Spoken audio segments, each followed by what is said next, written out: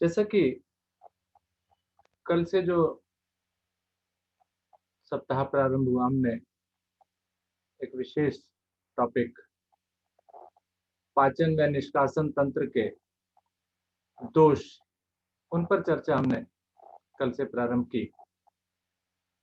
आज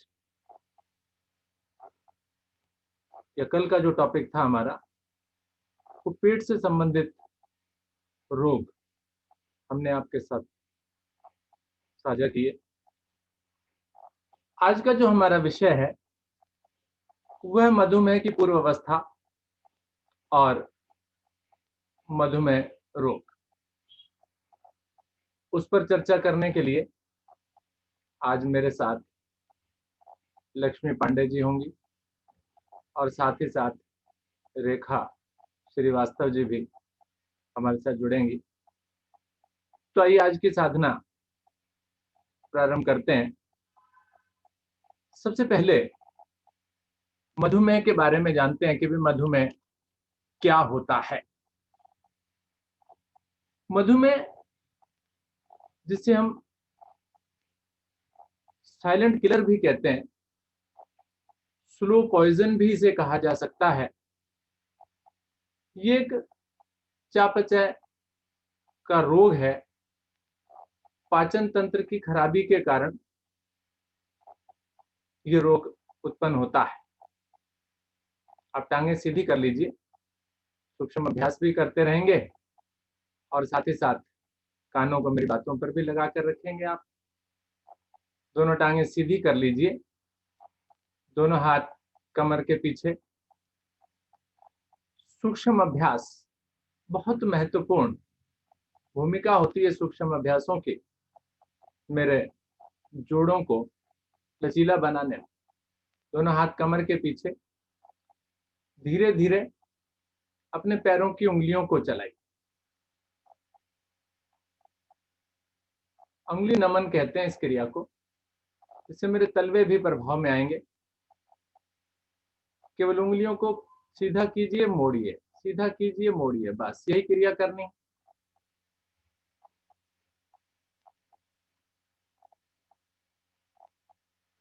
हम अपने पाचन तंत्र की बात करें तो पाचन तंत्र में मुख्य रूप से 5 ग्रंथियां, जिनके स्राव हमारे उस पाचन तंत्र में सहयोग करते हैं। सलाइवा होता है, आमाशय, पित्ताशय, अग्नाशय और पक्वाशय। इनसे जो निकलने वाले स्राव होते हैं वो लार, आमाशय रस, पित्तरस, आंतरस और अग्नाशय रस।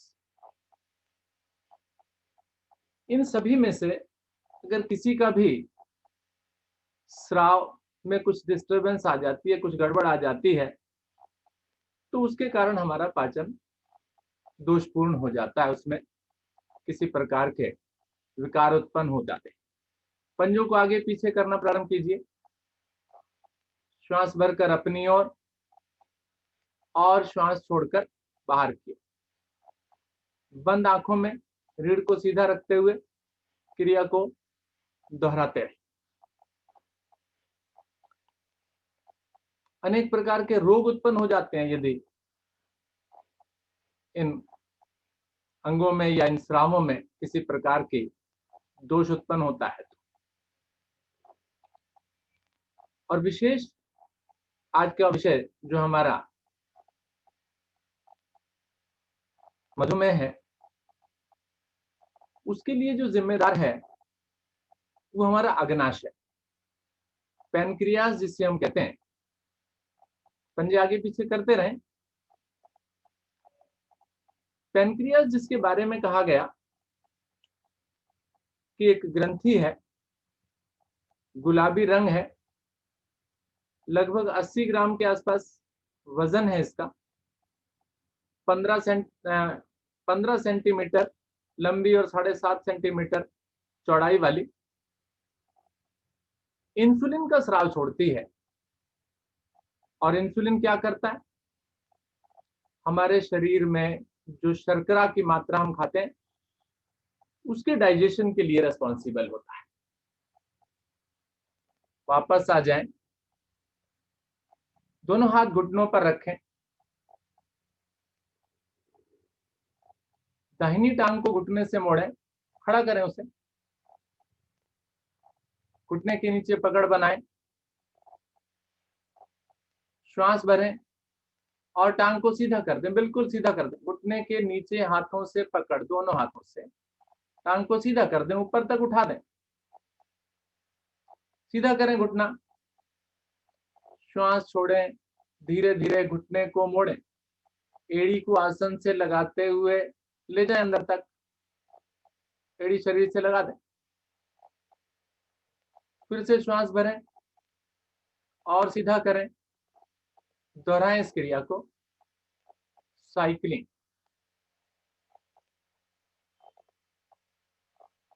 घुमाएं इसे।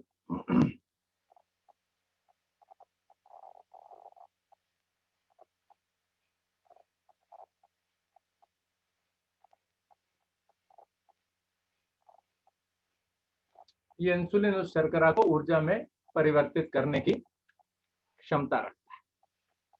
और वो ऊर्जा क्या करती है, आप अगर जिंदा है तो पक्की बात है श्वास तो ले ही रहे, ऊर्जा की मात्रा, ऑक्सीजन की मात्रा, तो वो शरीर में जाकर के सभी कोशिकाओं तक अपना प्रभाव छोड़ती है, उन्हें कार्य करने की क्षमता देती है। विपरीत दिशा से भी घुमाए इसे,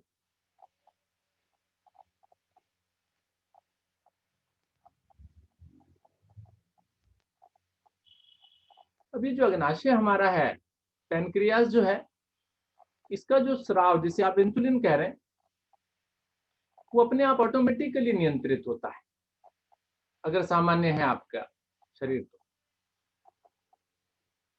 अर्थात अगर ज्यादा शर्करा की मात्रा खा ली गई है तो इंसुलिन भी ज्यादा बनेगा, और कम है तो कम बनेगा, क्योंकि जितना उसको कार्य करना उसी हिसाब से मेरा पैनक्रियाज उसको नियंत्रित करता है। लेकिन यदि इसमें किसी प्रकार के विकार आ जाते हैं तो उसके कारण इंसुलिन या तो दोषपूर्ण बनता है या नहीं बनता है, तो वो जो ऊर्जा की मात्रा, वो जो शर्करा की मात्रा हमारे द्वारा खाई गई है, वो शरीर के रक्त के अंदर ही घुली रहती है, वो पाचित नहीं हो पाती। विपरीत ओर से भी करें यही क्रिया, दूसरी टांग को भी उसी प्रकार से घुटने से मोड़ें, घुटने के नीचे पकड़ बनाएं, श्वास भरें, सीधी कर दें, धीरे धीरे सीधी करें बिल्कुल, और फिर मोड़ दें इसे, साइकिलिंग करें इसके द्वारा।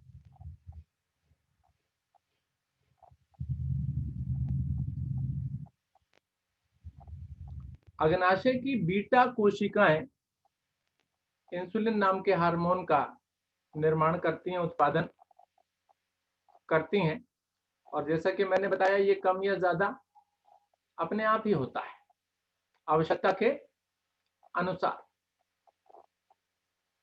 धीरे धीरे विपरीत दिशा से भी करें इस क्रिया को,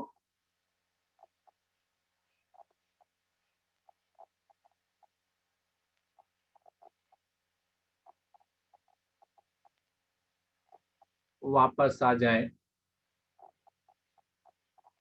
दोनों टांगें सीधी, दोनों हाथ घुटने पर,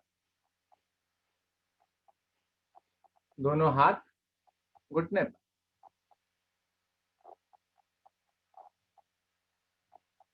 पद्मासन लगा लें, दाहिनी टांग को घुटने से मोड़ें, नाभि के बाईं ओर पेड़ू पर स्थापित करें इस एड़ी को, और दूसरी टांग को मोड़कर बाईं दाहिनी ओर स्थापित करें। सर्दी का मौसम है, थोड़े से जोड़ मेरे कठोर भी हो जाते हैं, इसलिए प्रत्येक दिन अभ्यास करें आप। दोनों हाथ आपके ज्ञान मुद्रा में, नेत्र कोमलता से बंद करें, गहरे लंबे श्वासों का अभ्यास, अर्थात प्राणवायु को अपने शरीर में अधिकतम भरना। धीरे धीरे श्वास को खाली करें, अधिकतम श्वास को बाहर कर दें। नाभि को अंदर, मूलबंध का भी अभ्यास करें आप। निष्कासन अंगों का संकोचन, कल भी आपको निष्कासन अंगों के संकोचन का अभ्यास करवाया गया था। आप प्रत्येक दिन करें, आपको लाभ मिलेगा।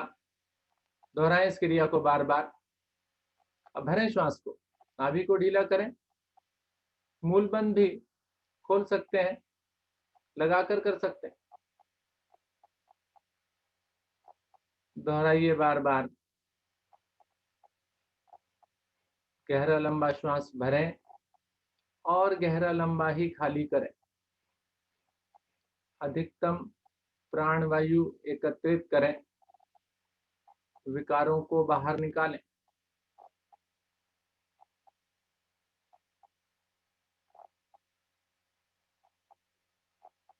मन पूरा टिका दें इन श्वासों पर।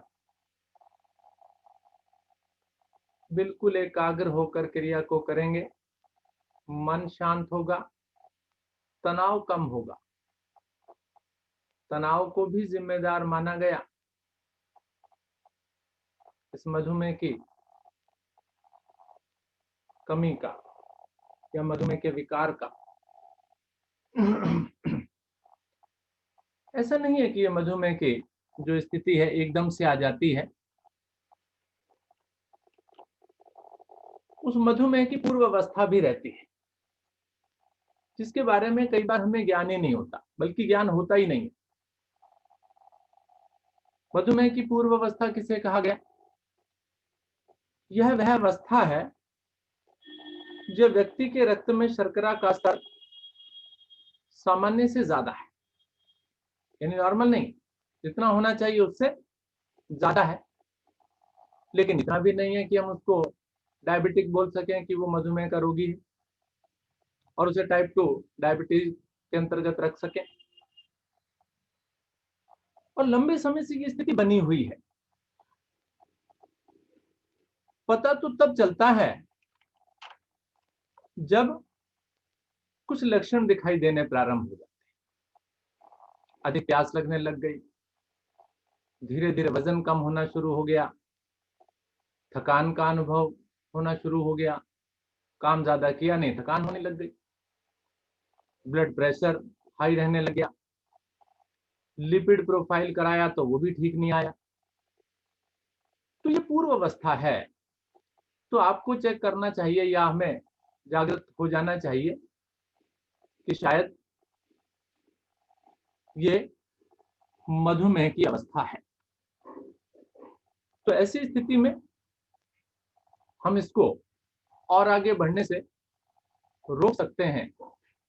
अपने शरीर में कुछ डेली लाइफ में चेंज लाकर, भोजन में चेंज लाकर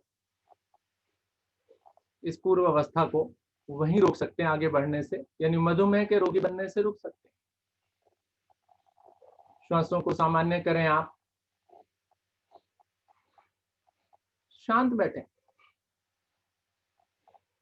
3 बार लेंगे ओम की ध्वनि, तत्पश्चात गायत्री मंत्र और उसका भावार्थ। भरिए गहरा लंबा श्वास।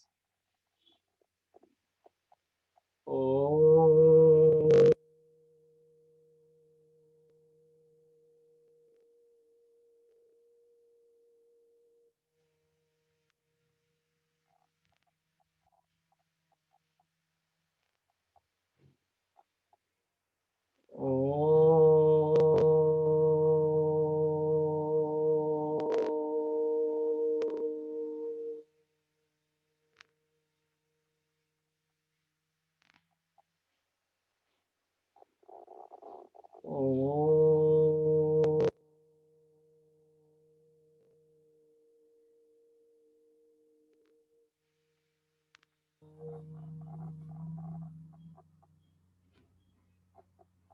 ओम की ध्वनियों का जाप,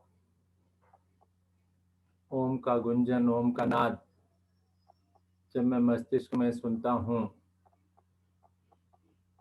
तो पैर के नख से लेकर सर की चोटी तक एक शांत अवस्था मुझे प्राप्त हो जाती है। मस्तिष्क की लघु लहरियां बिल्कुल शांत पड़ जाती हैं। आइए गायत्री मंत्र का उच्चारण करेंगे।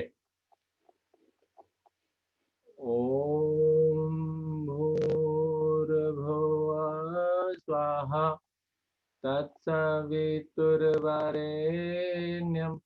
भर्गो देवस्य धीमहि धियो यो न प्रचोदयात्। सुंदर भावार्थ। हे प्राण पवित्रता और आनंद के देने वाले प्रभु, आप सर्वज्ञ एवं सकल जगत के उत्पादक। हम आपके उस उत्तम पाप